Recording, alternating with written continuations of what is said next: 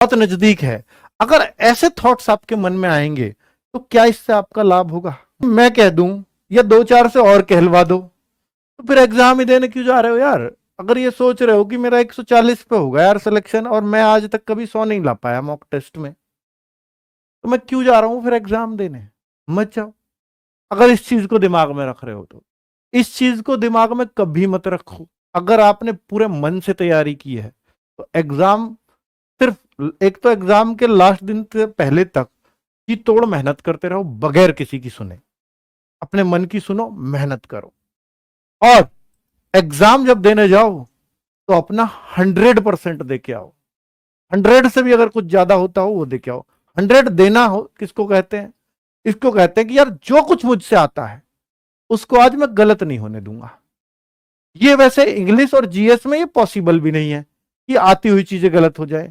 या तो वो तब होती है यार जल्दी जल्दी में कुछ जीएस के क्वेश्चन को गलत पड़ गया, उसने पूछा कौन सा, जैसे कोई भी चीज ऐसे उन्होंने पूछ ली कि भाई ये चीज कौन सी चीज झारखंड में नहीं पाई जाती है, आप पढ़ गए झारखंड में पाई जाती है, तो वहां तुरंत क्वेश्चन गलत हो जाएगा।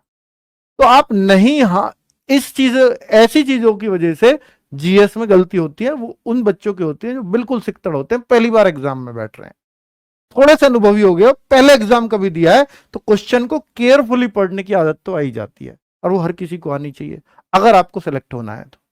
जब तक वो आदत नहीं आएगी सिलेक्शन होना ही नहीं, कहीं भी नहीं होना है। इसको कहते हैं कि भाई जो आता है उसे सही करके आया हूं तो मैं अपना पेपर में 100% दे आया हूं। जब आपकी आंसर किया है तो आपको सर ना पकड़ना पड़े, अरे यार ये इतना आसान मैंने क्यों गलत कर दिया।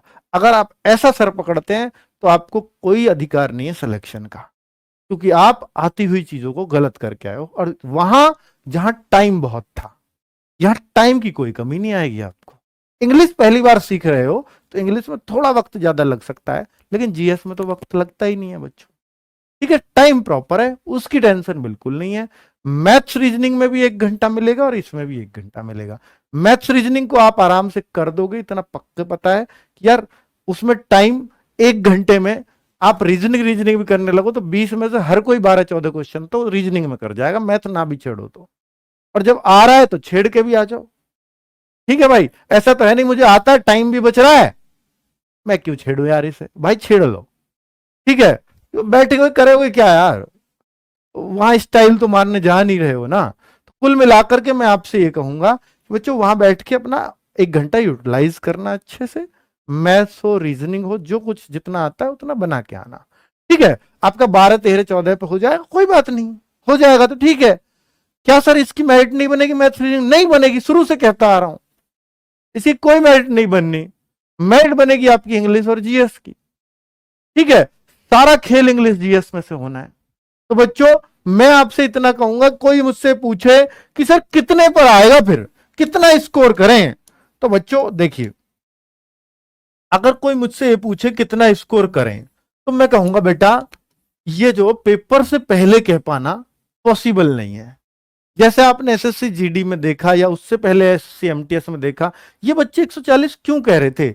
इसका कारण ये था बच्चों, इन बच्चों का 140 कहने का कारण ये था कि जो पिछली मेरिट है वो किसी की स्टेट की 91, किसी की 92, किसी की 93, ऐसे जनरल कैटेगरी की ऐसे लगी।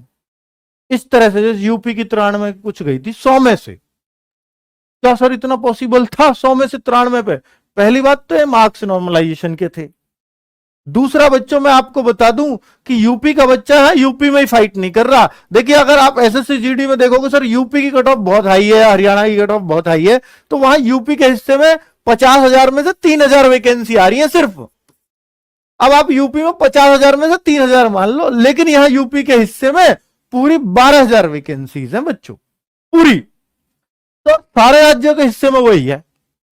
तो यहां उन राज्यों को तो चिंता करने की थोड़ी जरूरत है, उन राज्यों के बच्चों को जैसे महाराष्ट्र के हैं, अगर वो जीडी से कंपैरिजन करें, वैसे तो उनको भी चिंता करने की बात नहीं, वो कोई दिमाग से कमजोर नहीं होते, पर अगर